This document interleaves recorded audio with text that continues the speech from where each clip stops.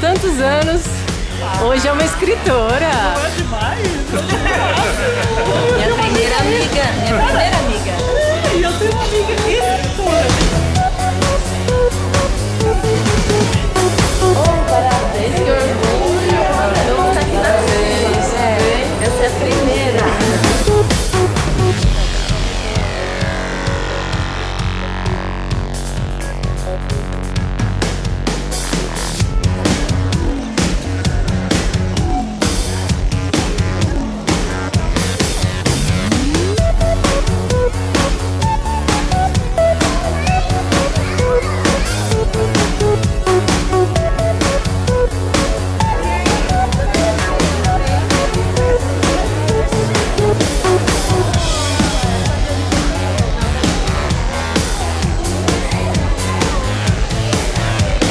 Deixar de perguntar para as amigas de infância, por favor, Keila, aproxime-se. Você fez parte, que eu sei, do primeiro livro que vocês escreveram juntas, inclusive está na biografia do livro. E aí, você imaginou que sua amiga fosse chegar onde chegou? Eu fiquei orgulhosíssima. Estou de queixo caído. Estou muito contente. Me conta aí como é que foi essa história no comecinho. A Leite sempre teve um quê para escrever. Sempre teve essa vontade. E ela, acho que o tempo foi amadurecendo a ideia e acho que ela não desistiu, né? Eu estou muito entusiasmada para ler, estou muito curiosa e acho que vai ser um sucesso.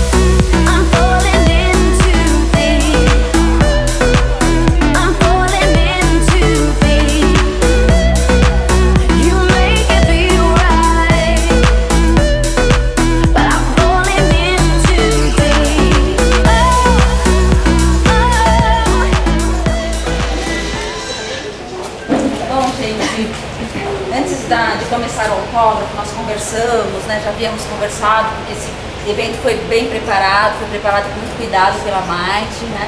Para receber todos vocês. Então, fazer uma pequena introdução de como foi o processo de criação do livro, né? E agradecer, né? Eu acho que mais é ter, né, uma introdução literária nesse aspecto, no sentido, digamos, não como uma militância, mas fazendo existir esse tipo de literatura, eu vejo assim muito importante nesse momento e que continue, né? Essa é a primeira vez que eu estou publicando um livro, mas a minha história como contadora de histórias, ela não começa agora, né? A minha mãe, ela me contava que quando eu tinha 5 anos, eu assistia a novela à noite, para no dia seguinte contar para a mensalista que trabalhava em casa, porque ela não assistia.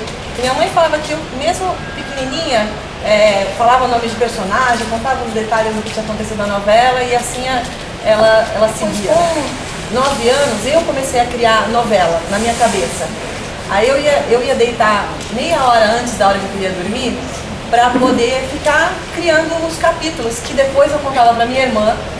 E ela curtia, ria, chorava, e isso foi durante anos. Aí com 15 anos, minha mãe me deu um desafio para mim e para minha amiga Keila, que eu não estou enxergando aqui agora. Cadê a Keila? Da gente escrever um livro que fosse fictício, mas que fosse futurista. E aí a gente comprou a ideia e começamos a escrever, demorou bastante tempo, mas concluiu. Só que o livro acabou, infelizmente, ficando numa gaveta, só na caneta, né? Depois, com 26 anos, eu tive uma ideia ótima, que pra mim era uma história bem bacana, que eu ia misturar pessoas reais com fatos fictícios. Minha mãe tinha um espaço esotérico na época e uma terapeuta mística colocou umas considerações de por que aquilo não iria funcionar bem, e eu acabei comprando a ideia dela, entendi as razões e o livro ficou na gaveta e não saiu de 10 folhas. Eu tinha sede de escrever e muitas ideias fervilhavam na minha cabeça, só que eu não achava que elas eram boas o suficiente para colocar no papel, porque eu achava que era tudo muito dramático e eu não queria escrever uma novela mexicana.